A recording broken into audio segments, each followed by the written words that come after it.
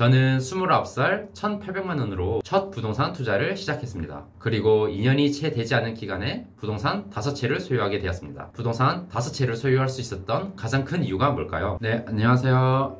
부자를 꿈꾸는 부자촌생입니다. 이 채널에서는 제가 경제적, 시간적, 정서적 자유를 얻기까지의 과정을 솔직하게 공유하고 있습니다. 실패를 경험하게 되더라도 솔직하게 제 경험을 나누고자 합니다. 저는 29살 1,800만원으로 첫 부동산 투자를 시작했습니다. 그리고 2년이 채 되지 않은 기간에 부동산 5채를 소유하게 되었습니다. 작은 투자금으로 단기간에 부동산 5채를 소유할 수 있었던 가장 큰 이유가 뭘까요? 오늘 영상에 답이 있습니다. 우선 한 가지 질문으로 시작해 보겠습니다. 망설이는 사람과 무모한 사람 중 어떤 사람이 부자가 될 확률이 높을까요? 답이 예상되시나요? 많은 사람들은 어떤 일을 시작하기에 앞서 무언가를 했다가 잘못되면 어쩌지? 라는 걱정을 합니다. 걱정한다는 그 자체가 잘못됐다고 볼 수는 없습니다. 인간이라면 본능적으로 자신을 지키기 위해 일어나지도 않은 불행한 상황을 고려할 수밖에 없습니다. 하지만 똑같은 불행한 상황을 걱정하는데 왜 누구는 부자고 왜 누구는 부자가 아닐까요? 저는 걱정 그 자체보다는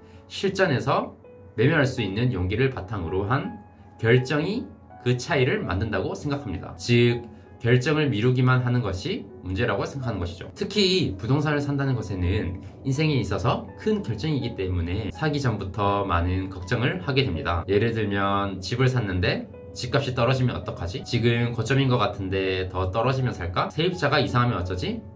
대출이자 세금 같은 것을 내가 감당할 수는 있을까? 같은 것들 말입니다.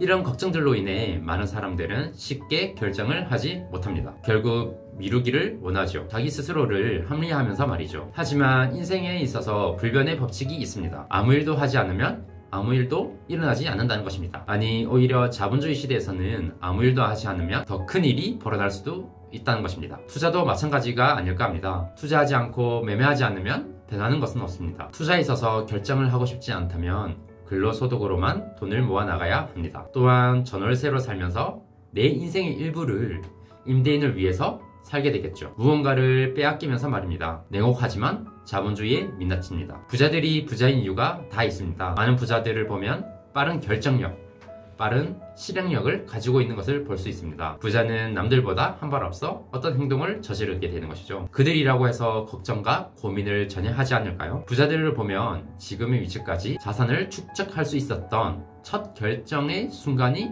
있었습니다. 그들도 그 순간 걱정되고 두려웠겠죠. 하지만 그들은 결정을 미루는 것이 아니라 저질렀고 그런 결정들이 쌓이고 쌓여서 지금의 부자가 될 수 있었던 것입니다. 당연히 가보지 않은 길을 가는 것에는 리스크가 뒤따릅니다. 항상 위험에 노출될 수밖에 없습니다. 하지만 그런 리스크가 있기 때문에 인생을 바꿀 수 있는 확률이 있는 것입니다. 저는 첫 부동산 투자를 시작한 이후로 2년도 안 되는 짧은 시간에 부동산 5채를 매수했습니다. 첫 직장에서 1년 동안 모은 단돈 1,800만원으로 부동산 투자를 시작했죠. 남들은 1,800만원으로 투자가 가능한가? 그냥 막 산 것 아니야? 라고 생각할 수도 있을 텐데요. 하지만 저는 돈을 모으는 1년이라는 기간 동안 부동산 공부를 계속 해왔습니다. 경매학원에서 처음 부동산 강의를 들은 이후부터 책도 부동산 관련 책만 읽었고 출퇴근 시간에 부동산 관련 영상만을 보면서 부동산 공부에 많은 시간을 할애했습니다. 주말에도 경기도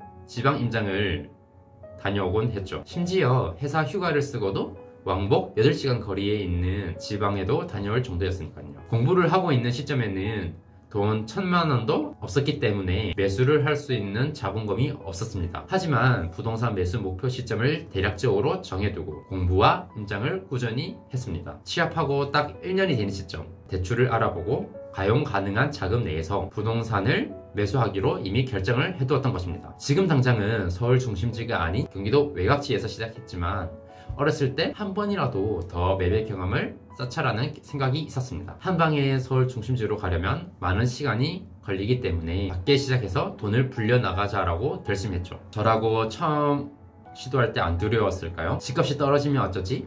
매수했는데 전세 못 구하면 어쩌지? 잔금은 잘 마무리할 수 있을까? 라는 고민을 수도 없이 했습니다. 아니, 그런 고민들이 앞서서 인테리어를 어디서 어떻게 하지? 어디를 수리해야 할까?